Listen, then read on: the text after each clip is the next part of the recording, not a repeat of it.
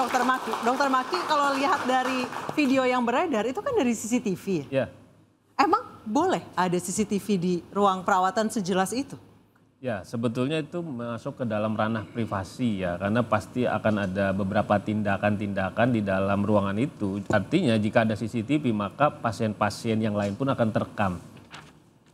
Baik dalam tindakan dalam tanda kutip ya, secara resmi tindakan yang secara resmi dan prosedural itu pasti akan terekam dan belum tentu si pasien ini menyadari bahwa tindakan ini atau mungkin ada bagian yang tervisualisasi di dalam rekaman. Tapi itu letak CCTV-nya sudah sesuai dengan aturan di rumah sakit? Jadi memang dalam aturan tidak boleh dalam ruangan itu ada CCTV. Berarti itu yang pihak rumah sakitnya mesti diperiksa juga berarti? Kalau nggak salah itu klinik ya itu. Klinik. Bisa saya bantu jawab? Silakan. Kebetulan saya ketemu langsung sama Bapak Direktur yang polisi yang menangani kasus ini. Jadi CCTV itu sengaja dibuat pemilik klinik karena banyaknya laporan bahwa dokter ini jahil. Oh. Jadi ini untuk mencari bukti, membuktikan bahwa dokter ini memang berperilaku. Mohon maaf, dokter itu sebenarnya kan pihak klinik udah bilang dia udah dikeluarin. Ya. Ya kan? Ya.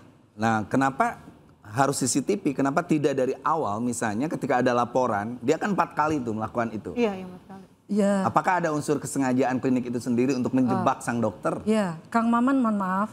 Saya hanya menyampaikan apa yang saya dengar dari Bapak Kepolisian bahwa mungkin kan kita gini Kang Maman, kita tidak bisa langsung menghujat, mengadili seseorang dokter tanpa ada bukti. Mungkin itu maksudnya dia pasang CCTV bahwa kamu ini benar gitu loh. Kan kalau pelecehan itu, kalau pasiennya ngomong saya tadi dilecehkan, itu kan nggak ada bukti. Ya kan susah mungkin ya itu. Saya perjelas dulu. Dokter ini melarang suami ataupun saksi lain untuk masuk ya? Benar begitu ya? Mungkin ya, karena yang saya tahu, tadi kan ditanyakan mengapa CCTV itu ada. Itu rupanya direkam untuk mencari tahu apa betul nggak sih laporan itu. Jadi tidak dibenarkan ada CCTV di ruang pemeriksaan, di ruang perawatan. Kalaupun ada itu pasien harus tahu.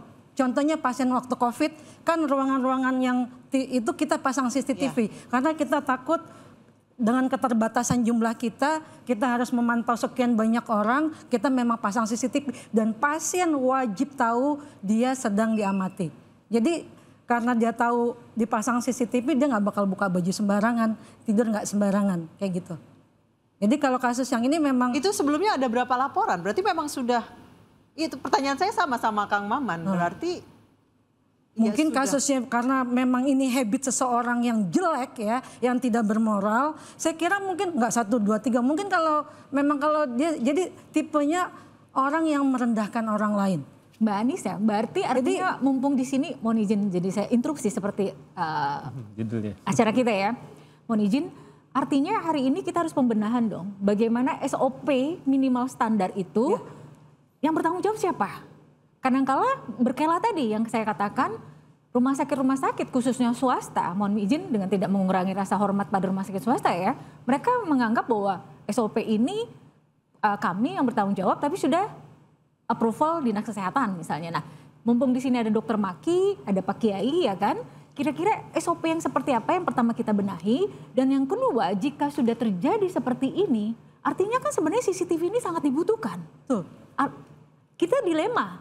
Satu sisi misalnya melanggar hak privasi pasien, tapi dalam hal yang sama ini juga menjadi predator bagi oknum-oknum. Yang kita tahu akar permasalahannya adalah lagi-lagi kadang-kadang personal dari si oknum tersebut yang mempunyai mungkin kelainan seksual ataupun orientasi seksual dan sebagainya. Kata Kang Maman ini benar predator seksual atau tadi iseng? Iya. Dengan adanya bertubi-tubi dalam waktu yang bersamaan, ada 3 dokter sekaligus, saya secara pribadi menyatakan tidak bisa melihat itu adalah iseng. Tapi bagaimana hari ini banyak masyarakat kita ya sebagai pelaku, karena mereka sangat mudah mengakses pornografi. Dan kita tahu berdasarkan para pakar neuron, jika mata kita yang sudah terbiasa melihat seksual, ada dorongan melakukan perilaku seksual menyimpang itu tinggi Mbak Anissa. Disinilah menurut kami duduk bersama akar permasalahannya tuh apa, ya kan? Jika sudah terjadi seperti ini, rumah sakit seperti apa? Supaya apa? Rumah sakit ini betul-betul jadi tempat aman.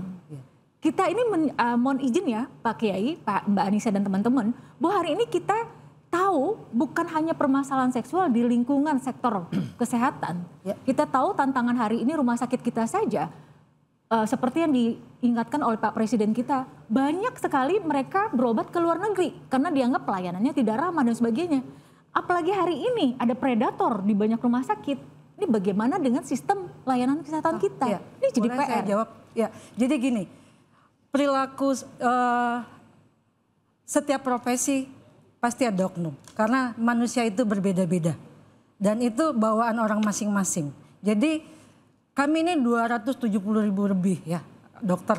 Tapi kan kasusnya hanya beberapa. Tapi kelihatannya kesannya banyak karena kebetulan bermunculan bersamaan. Jadi kalau kita hitung persentasinya, itu nggak bisa kita dibilang banyak. Satu. Dan menurut itu hasil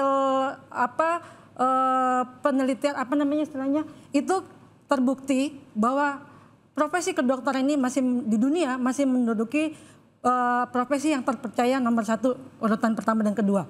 Nah ini tadi mungkin saya mau usul ya.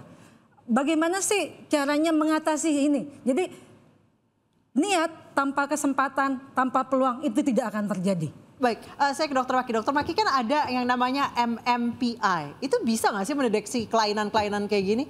Ya, predator-predator seksual kayak gini? MMPI itu sebetulnya sebagai alat ukur yang saat ini sering dipakai untuk menganalisa beberapa mungkin ada potensi-potensi dari kejiwaan. Tapi untuk seksual ini sangat dipengaruhi oleh lingkungan. Bisa jadi saat itu MMPI-nya dia bagus, tapi saat dia habit atau kelingkungannya itu malah mendorong, bisa jadi terjadi.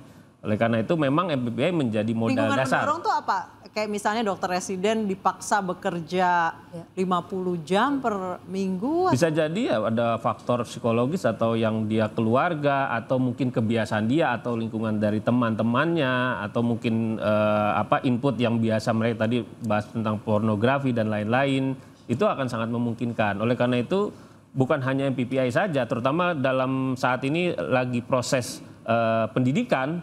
Saya rasa dengan adanya pengawasan-pengawasan yang lebih ketat secara reguler, bukan hanya tugas yang tadi lebih dari 50 jam atau bagaimanapun ya, dengan misalnya teman-teman yang punya keluarga, itu juga perlu adanya edukasi dan juga konseling yang mendalam bagi tenaga-tenaga kesehatan yang saat ini sedang menjalani pendidikan. Iya, boleh saya menambahkan. Jadi gini, tanpa ini orang sudah punya niat, memang sifatnya begitu, tapi karena ada peluang makanya terjadi. Nah, ini sistem yang membuat pelaku ini bisa melakukan dengan mudah. Sistem ini yang gagal melindungi tenaga pasien, keluarga pasien, dan tenaga-tenaga medis yang melakukan pendidikan. Kenapa? Sistem tadi yang maksud saya kita CCTV itu bukan CCTV yang mengawasi ke pasien lagi diperiksa, bukan. Tidak sampai penting seperti itu. Jadi misalnya ruangan tindakan itu, kalau tindakan tidak boleh. Cukup dengan adanya perawat dan pendamping keluarga sebagai saksi itu sudah bisa melindungi baik dokter dari fitnah maupun pasien dari pelecehan. Juga melindungi dokter dari pelecehan. Karena bukan tidak pernah kami juga dilecehkan, dicolek misalnya, ditepok pantatnya secara verbal juga ada. Bahkan mungkin dicium segala macam karena sifat manusia itu setiap orang beda-beda. Jadi karena peluang tadi maka terjadilah hal ini. Peluang yang menyebabkan ini satu, andaikan sistem keamanannya bagus. Ya, di mana-mana di tempat pemeriksaan ada CCTV. Terus pasien diedukasi haknya dia, hak dan kewajibannya dia sebagai pasien. Kalau di rumah sakit saya ada banner yang menulis hak pasien ketika dia lagi konsul, dia harus bagaimana. Ketika dia mau mendapat tindakan misalnya di ruangan perawatan, di ruangan operasi itu ada. Misalnya dia mesti, kalau dia konsul ke dokter, dia boleh ditemani keluarga atau tidak. Karena kalau konsul itu kan cuma wawancara. Ada hal-hal yang mungkin dia tidak ingin keluarganya tahu. Tapi tetap harus ada perawat yang melindungi, yang sebagai saksi, yang mengawasi di sana, memantau. Tapi jumlah tenaga medisnya kurang, Pak. Akibat jumlah tenaga medisnya kurang, dokter yang residen overload kerjanya. Yang tadinya mungkin cuma 50 jam diminta sampai 80 jam. Perawat yang harusnya mendampingi keluarga pasien, mendampingi dokter. Kadang saya tidak didampingi karena perawat satu bisa ngurus 2 dokter, 3 dokter.